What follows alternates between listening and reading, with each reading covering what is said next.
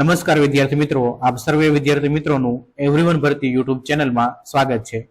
આજનો આપણો video staff selection કમિશનની અંદર sub inspector in Delhi police male, sub inspector in Delhi police female અને સબ ઇન્સ્પેક્ટર ઇન જીડી એટલે કે BSF, CISF, CRPF, ITBP, SSB આ અલગ અલગ ડિપાર્ટમેન્ટમાં 4187 વેકેન્સી માટેની જે ભરતી બહાર પડી છે તેની માહિતી હું આ વિડીયો અંદર આપવાનો છું.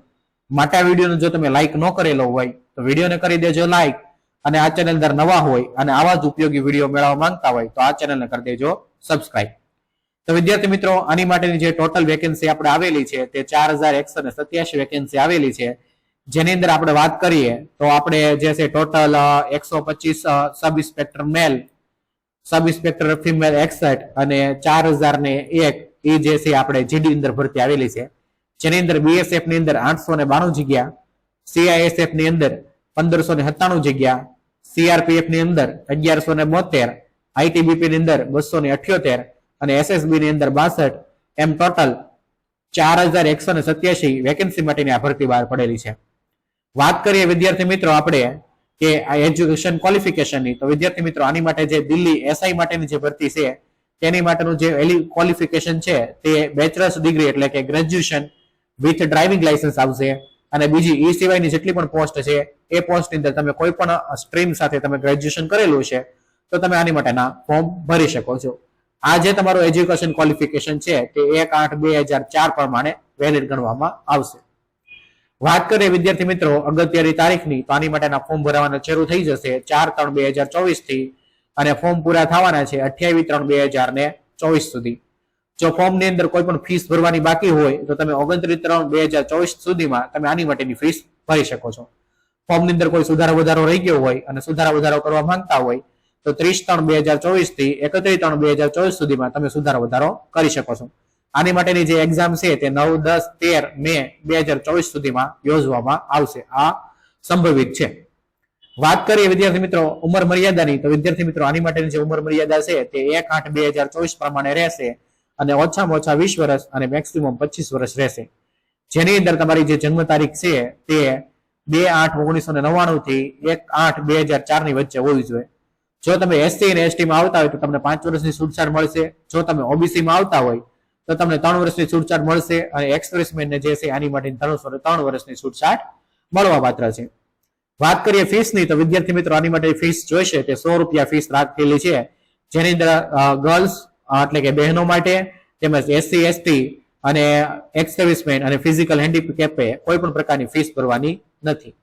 વાત કરી લઈએ વિદ્યાર્થી મિત્રો એક્ઝામ સેન્ટરની, તો આની માટેના જે એક્ઝામ સેન્ટર આવશે તે અમદાવાદ આવશે, વડોદરા આવશે, રાજકોટ આવશે, સુરત આવશે, મુંબઈ છે, પુણે છે, અમરાવતી છે, નાગપુર છે, ઔરંગાબાદ છે, કોલ્હાપુર છે અને પનાજી છે.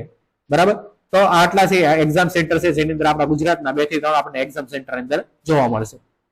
વાત કરીએ એક્ઝામની, તો વિદ્યાર્થી મિત્રો આની અંદર જે એક્ઝામ લેવામાં આવશે તે 2 પેપરની અંદર લેવામાં આવશે, પાર્ટ 1 અને પાર્ટ 2 ની અંદર.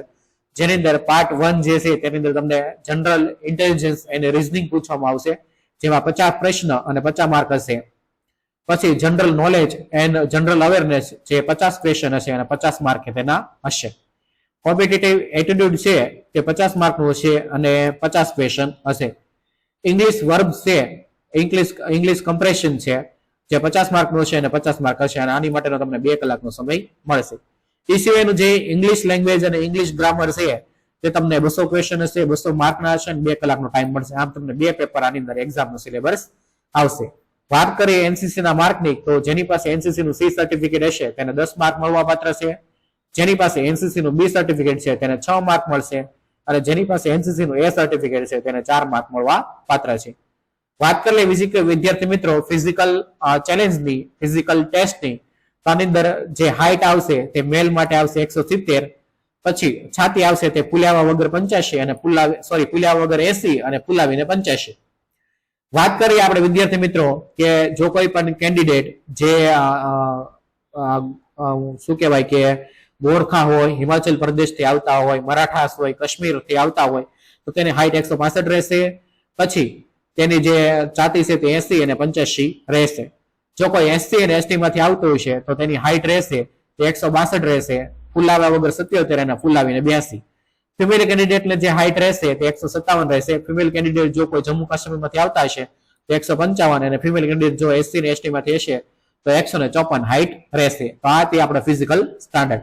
હવે વિદ્યાર્થી મિત્રો આપણે વાત કરી લઈ વેઇટની, એટલે કે વજનની. તો આની માટે વજન જે છે એઝ પર જે તમારું જેટલી હાઈટ છે એ પ્રમાણે તમારું વજન હોવો જોઈએ. હવે વાત કરી લઈએ આપણે રનિંગની. તો આની માટે 100 મીટરની રેસ આવશે જે 16 મીટરની અંદર પૂરી કરવાની રહેશે મેલ કેન્ડિડેટને.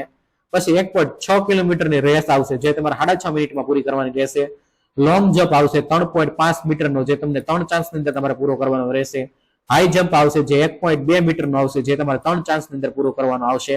અને શોર્ટ પુટ આવશે જેની અંદર તમારે 16 LBS મારવાના રહેશે અને 6.5 મીટરના 3 ચાન્સ તમને મળશે. વાત કરીએ ફિમેલ કેન્ડિડેટની તો તેને રેસ આવશે જે તમને રેસ મળશે તેની અંદર 100 મીટર 18 સેકન્ડ માટે મળશે. 800 મીટરની જે છે રેસ આવશે તેની અંદર 4 મિનિટનો સમય મળશે. લોંગ જમ્પ 2.7 મીટર અને 3 ચાન્સ મળશે. હાઈ જમ્પ 0.9 મીટર અને 3 ચાન્સ આની અંદર મળવા પાત્ર છે. બરાબર વિદ્યાર્થી મિત્રો. હવે આપણે વાત કરીએ ડોક્યુમેન્ટની. તો આની માટે ડોક્યુમેન્ટ જોશે આધાર કાર્ડ, પાસપોર્ટ સાઇઝનો ફોટો, નામ અને તારીખ વાળો, અને તમારી માર્કશીટ, ગ્રેજ્યુએશન. આટલા ડોક્યુમેન્ટ જે છે તમારે ફોર્મ ભરતી વખતે જોશે. તમે જ્યારે ફોર્મ ભરો ત્યારે તમારો જે ફોટો હશે એ તમારો આ રીતનો તમારો ફોટો હશે તો હાલશે.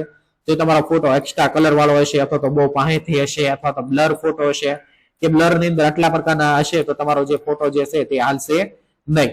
વાત કરીએ કે જો તમારો ફોટો ઊંધો મૂકેલો હશે અથવા તો વધારે ડાર્ક હશે અથવા તો વિથ ગ્લાસ હશે તો પણ તમારો ફોટો જે છે એ અંદર એક્સેપ્ટ થશે નહીં. જો તમારો ફોટો જે છે સાઈડ થી હશે, ફોટો તમારો નાનો હશે અથવા તો કોઈ પણ એક્સ્ટ્રા કલર વાળો હશે, કાળા બેકગ્રાઉન્ડ ની અંદર હશે, જ્યારે ફેસ દેખાતો હશે અથવા તો કેપ વાળો હશે તો આવો કોઈ પણ ફોટો જે છે એની અંદર એક્સેપ્ટ કરવામાં આવશે નહીં.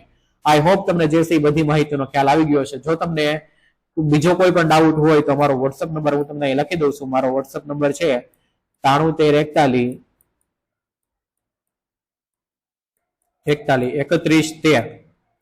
આ નંબર પર મને જે છે વોટ્સઅપ ની અંદર તમે તમારું નામ અને તમારો જે કાંઈ ક્વેશ્ચન હોય મને લખીને મોકલી દેજો. અને જો અમારા વોટ્સઅપ ગ્રુપની અંદર જોઈન થવા માંગતા હોય તો પણ અમને આ નંબર પર મેસેજ કરી દેજો. આઈ હોપ તમને બધી માહિતીનો ખ્યાલ આવી ગયો હશે. Thank you very much. જય હિન્દ, જય ભારત, વંદે માતરમ.